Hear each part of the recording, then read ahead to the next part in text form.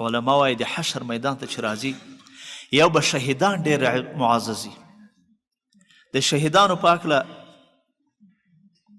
غالبا د ابن عباس رضی الله عنه روایت دی چې دا شهیدان چې راځي نو دوی به د لویو عظیمو بادشاهانو په صورت باندې راځي. حتی نبی کریم صلی الله علیه وسلم وایي لو کان ابراهیم هناک لیتخلى سبیله. که ابراهیم علیه السلام په دې لار کې ولاړ وي خو چې شهید راځي په کوم په حالت باندې د ابراهیم علیه السلام هم لاره ورته خالي کړي په داسې حالت کې به راځي. په دوم صورت کې حافظان دا چې راځي په سر به یې تاج وي، والدین به ورسره یې په سر به یې تاج وي، یو یاقوت یې په دې تاج کې تر دې ټوله دنیا بهتره دی، تر دې ټوله دنیا بهتره ده. ان اعطیناک الکوثر قرآن داسې خیر کثیر ده چې په آخرت کې انسان ورباندې دومره معزز دی. د الله تعالی په وړاندې په دې دنیا کې دا انسان دومره معزز ده ورباندې، په قبر کې په عالم برزخ کې دا انسان دومره ورباندې معزز دی. ان سعادت به زوری بازو نیست تا نه بخشد خدای بخشنده. دا هر چاته نه ترلاسه کیږي، دا الله تعالی په انتخاب باندې ورکوي. عجیبه دا ده چې په قرآن باندې سړی د الله تعالی له کتاب سره وصل کیږي، د الله تعالی له کتاب سره کنیکټ کیږي.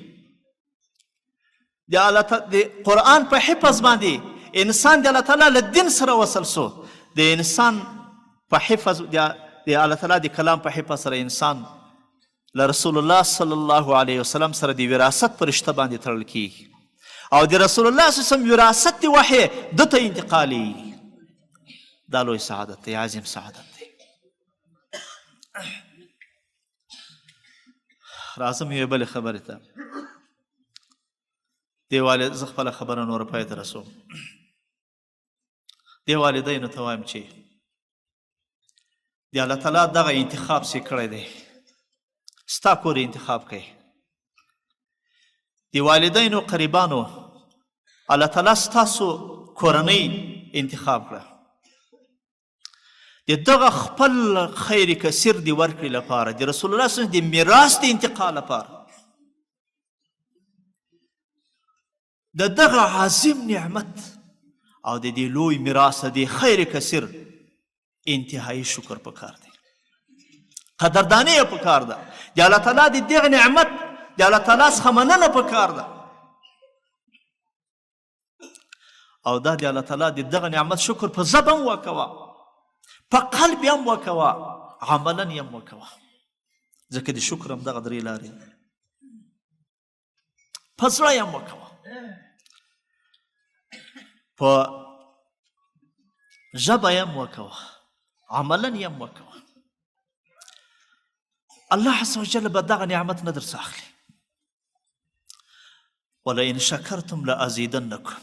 الله تعالی به له دغه کلام له حفظ سره چې وسې الفاظ په ژبه باندې یاد کړي دي، په دماغ او سینه کې خوندي کړي دي، الله تعالی به د قرآن علم هم ورنصیب کړي.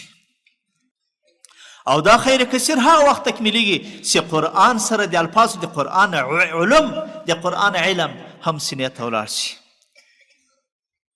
ولئن شکرتم لازیدنکم. الله تعالی به در زیات کړي. دوهم د قرآن له علومو سره به الله تعالی عمل ورنصیب کړي، عمل برخه به الله تعالی ورکړي. لئن شکرتم لازیدنکم. او چې الله عز وجل د قرآن دولت ورکو، د علم دولت پسې ورکو، د عمل دولت پسې ورکو، نو پوسه چې الله عز وجل تا ته د کامل سعادت اراده کړې ده. ځکه د ده په دغه زندگی کې چې د ده د ژوند په دغه مرحله کې تېره سي چې د قرآن حفظ ده، د قرآن علم ده، او بیا په قرآن باندې عمل ده، دغه زندگی په دې چوکاټ کې تېره سوه. پوه سه چې الله عز وجل تا ته د خیر اراده کړې وه او خیر یې در باندې تکمیل کو. لکه رسول الله صلی الله علیه وسلم ته چې وایي الیوم اکملت لکم دینکم. قرآن پای ته رسیږي، وحی د وحی سلسله پای ته رسیږي. الله عز وجل ورته الیوم اکملت لکم دینکم. دلته ستا په هکله باندې د خیر کثیر تکمیل سرته رسیږي. نو شکر یې پکار دی. او دویم خبر دا ده چې له الله عز وجل سره همیشه د مرستې او د توفیق سوال کوه. د دې خپل ماشوم لپاره الله عز وجل څخه نصرت غواړه، توفیق ورته غواړه، هدایت ورته غواړه.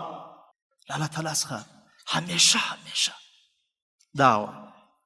ځکه چې له شکر وروسته که بیا کوم حالات امتحاني راځي، ازمایښتونه راځي، انسان دی الله تعالی قسم ډول ابتلاء باندې راولي. الله تعالی به په هغه امتحاناتو ابتلاو کې وساتي، الله تعالی به حفاظت وکړي. نو دعا ورته کول، له الله تعالی نه استقامت ورته غوښتل او الله تعالی څخه د هغه عوارضو د موانعو چې د مخته راځي د دې لرې کېدل ځینې غوښتل. دا ډېره مهمه ده.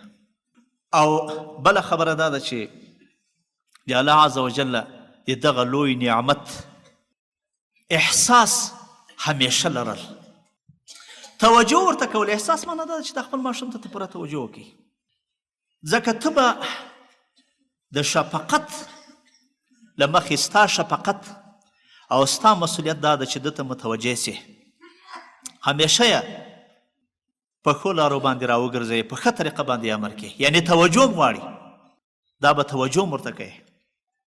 که سبق کې غیر حاضري کوي نو غیر حاضري ته یې مه پرېږده. که سبق یوې بلې خواته نور اسباب موانع ورته جوړي، په هغه کې د حل کوشش کوه. بیا اوس دنیا ده، زښته زیاتې خرابۍ اسباب موجود دي. سړی داسې فکر کوي دا فتنې دغسې دي لکه رسول الله صلی الله علیه وسلم چې مثال ویلی و چې دا فتنې به دغسې حالت ته راورسي لکه غومبسې چې په یو ګني باندې څوک وکټوي او بیا دوی شور وخوري نو په دې خپل ګني باندې راتاویږي. دا فتنې به دغسې حالت ته وراسي. دغسې حالت ته فتنې راغلي دي. په دغسې حالاتو کې خپل اولاد ته ډېر توجه کول دا نهایت ضروري ده. الله تعالی نه به مرسته غواړو، الله تعالی نه به توفیق غواړو د دغه فتنو په دور کې د خپل اولاد ته توجه. بس نور خو بیا کار الله تعالی کوي، مرسته الله تعالی انسان ته ورکوي، په سمه لارې باندې الله تعالی سړی برابروي. او بله مې عموم ټولو حاضرینو ته دا خبره ده، الله عز وجل موږ تاسو ته د دې نعمتونو په صورت کې یو لوی نعمت چې راکړی دی، هغه ایمان دی. ایمان زښته لوی نعمت دی. زه به یو ښکاره کوچنی مثال درته وایم. الله عز وجل وایي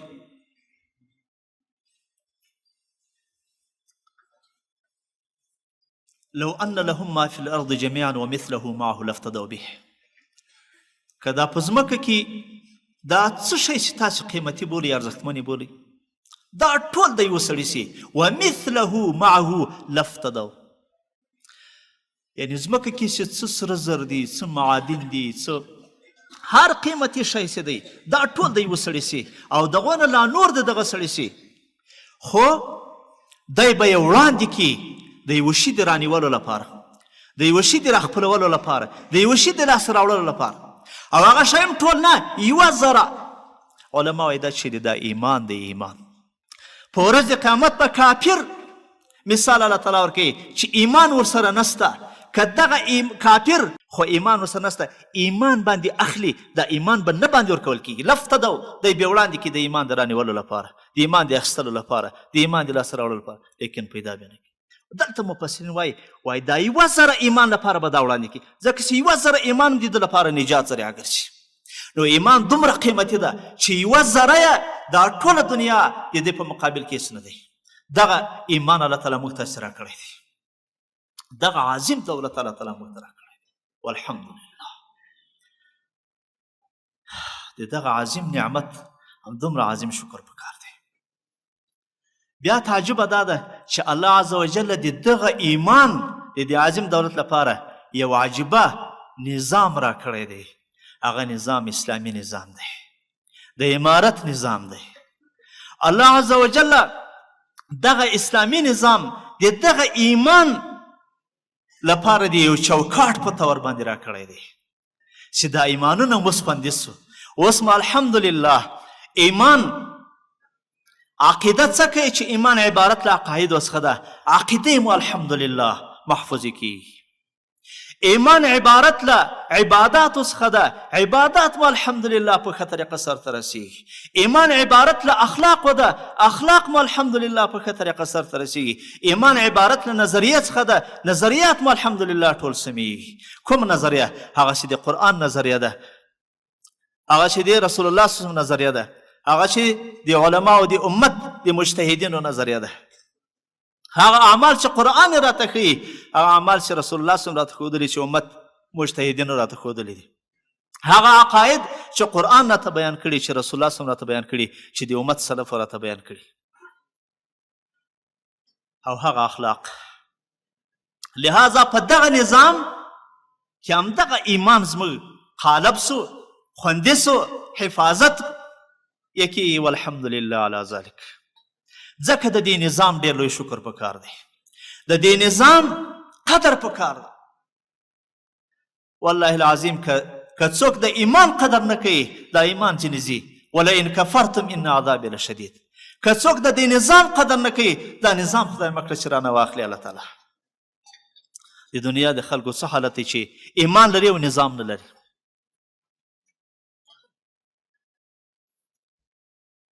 ډېر شاذ و نادر خلک به هغه محفوظ کیږي. الله عز وجل زموږ تاسې په زندګۍ کې دغه عظیمه لورینه را باندې وکړه چې دغه نظام یې راکوي، چې دغه عظیم دولت باندې وساتو چې ایمان دی، او د خپله زندګي هم په دې کې تېره شي. او بیا په نظام کې الله عز وجل درېیمه خبره لوی نعمت دا ده چې الله عز وجل په دې نظام کې دغسې ادارې راکړي دي، مدارس یې راکړي دي. دا مدرسې دا د دین قلاوې دي، دا مدارس دا د دین مراکز دي. الله عز وجل موږ ته باندې بله یو خاصه لورینه کړې ده چې هغه رجال الله، رجال الدین، اصحاب الدین پکې تیاری پکې جوړي. د دغه ادارو، د دغسې مراکزو هم د الله تعالی شکر پکار دی. کنې موږ مسلمانان وینو چې د مدرسې په ارمان باندې د دنیا څخه ځي. ځوان دا مراکز هم شکر پکار دی. د دغه مدرسه چې چا جوړه کړې ده، مدرسه کې چې کوم اساتذه دي، د دغه شکر یې پکار دی، دوی د احسان مننه پکار ده.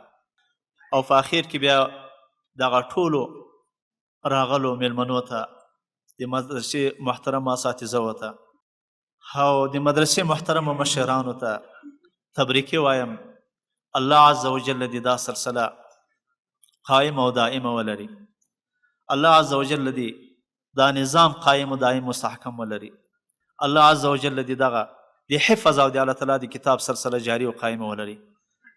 واخر دعوانا الحمد لله رب العالمين.